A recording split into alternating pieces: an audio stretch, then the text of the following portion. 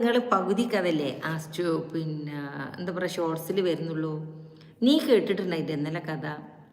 അതായത് ഞാൻ പ്രേതൊക്കെ ഉള്ള ഒരു സ്റ്റോറി വായിച്ചുകൊണ്ടിരിക്കുമ്പോൾ ആരുമില്ല. എൻ്റെ ആൻറ്റീൻ്റെ വീട്ടിലേക്ക് പോയതാണ്. അപ്പോൾ അവരെവിടെയോ പോയപ്പോൾ എന്നോട് പറഞ്ഞ് വാതിലൊക്കെ അടച്ചിട്ട് ഉള്ളിലിരുന്നാൽ മതി എന്ന് പറഞ്ഞിട്ടുണ്ടായിരുന്നു. അപ്പോൾ ഞാൻ വാതിലൊക്കെ അടച്ചിട്ട് എന്താ ചെയ്തു എന്ന് വെച്ചാൽ നല്ല ഡാർക്കാക്കി റൂമൊക്കെ കേട്ടോ. ഡാർക്കാക്കി എന്ന് പറഞ്ഞാൽ വിൻഡോ അടച്ചു കഴിഞ്ഞാൽ ഈ മരത്തിൻ്റെ വിൻഡോ ഒക്കെ ഉള്ള പഴയ വീടുകളാകുമ്പോൾ ഉള്ളിൽ നല്ല ഇരുട്ടാവില്ല. എന്നിട്ട് ഞാനിങ്ങനെ കിടന്നിട്ട് ഈ സ്റ്റോറി ഇങ്ങനെ വായിക്കുന്നു. ആ സ്റ്റോറിയിൽ ഞാൻ കയറി പോയപ്പോൾ അതിൽ പ്രേതമൊക്കെ ഉണ്ട്, ഇങ്ങനെ വരുന്നതൊക്കെയാണ് ഇങ്ങനെ കാണിക്കുന്നുണ്ട് കേട്ടോ. അല്ല, നമ്മൾ ആ കഥൻ്റെ ഭാഗത്ത് എത്തിയിരിക്കണം. അന്നേരം ഡോറിലല്ല, ആരോ ഡോറിൽ മുട്ടി. കുറച്ച് കഴിഞ്ഞിട്ട് വന്നിട്ട് ഞാൻ കിടക്കുന്ന റൂമിൻ്റെ വിൻഡോയിൽ മുട്ടി. പകലാണ് നോക്കണം, ഓക്കെ.